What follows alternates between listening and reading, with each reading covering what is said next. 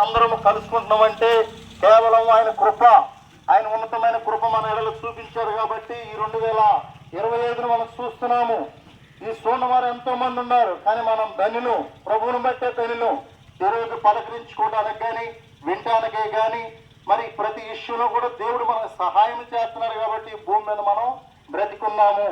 మన మంచితనం వల్ల బ్రతికలేము, మరి ఏదన్నా దానం చేస్తే బ్రతికేమని కాదు, కానీ కేవలం దేవుని ప్రేమ నీ మీద ఉంది కాబట్టి మరి ఈరోజు మనం సజీవులుగా ఉన్నాం కాబట్టి ఈరోజు ఈ సువార్త ద్వారా ప్రతి హృదయాలు తెరబడాలి.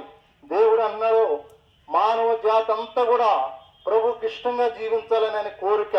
ఎందుకంటే నేను ఇలువ పెట్టి కొన్నాను, మీ అందరినీ కొన్నాను కాబట్టి మీరు నా సొత్తు అని దేవుడు చెబుతున్నాడు.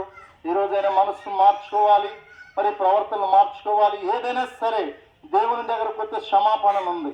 ఎంత పాపినైనా క్షమించగలవాడు ప్రభు అయిన యేసుక్రీస్తు వారే. నమ్మిన వారు, విశ్వాసం కలిగిన వారు, నమ్మిన వారు వారికి మంచి శాంతిని సమాధానమును అనుగ్రహించేవాడు దేవుడు ఒక్కడే. ఈ మానవుల కొరకు ఆయన శిలువలో మరణించడం ఎంత, మరి ఆయన మానవులు చేసిన పాపానికి ఆయన అంతగానో రక్తమును సిందించి నేను పరిశుద్ధుడు చేయడం కోసం ఈ లోకానికి వచ్చి ఉన్నాడు. ఈరోజు ఆ సంతోషము మాకు వెళ్ళే మీరు కూడా ఉండాలని ఈ బజార్లోకి మేము వచ్చి ఉన్నాము. ఎవరైనా సరే ఏ స్థితిలో ఉన్నా సరే, ఏ పరిస్థితిలో ఉన్నా సరే ఒకసారి ప్రభువా నన్ను క్షమించంటే దేవుడు క్షమించే దేవుడు. ప్రాణం ఇచ్చింది కాబట్టి ఆయన నీ భారమును మొత్తం తీసివేసేవాడు ఆయన ఒక్కడే. ఆయన యందు మన నిరీక్షణ, ఆయన యందు మనం భయభక్తులు కలిగి మనం జీవిస్తే దేవుడు మనకి ఆ నిత్య రాజ్యములు చోటిస్తాడు. ఇక్కడ మానవులందరూ అనుకుంటారు ఏమైనా గాలిలో పోతుందని అనుకుంటున్నారు. అది కరెక్ట్ కాదు. ఆ గాలి కాదు, ఆత్మ దేవుని దగ్గరికి వెళుతుంది.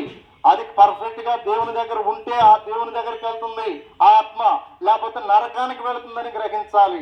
ఈరోజు మానవులు పాపం చేస్తేనే ఈ శిక్షకే ఎవరు మాకు విరుగుడు అనుకుంటున్నారు, కానీ దేవుడు ఒక్కడే విరుగుడు. నీ పాపమును క్షమించువాడు ఆయన ఒక్కడే, నీ పాప భారం మొత్తం మోసేవాడు కూడా ఆయన ఒక్కడే. కాబట్టి ఆయన శరణాన్ని మనం కోరుకోవాలి. ఆయన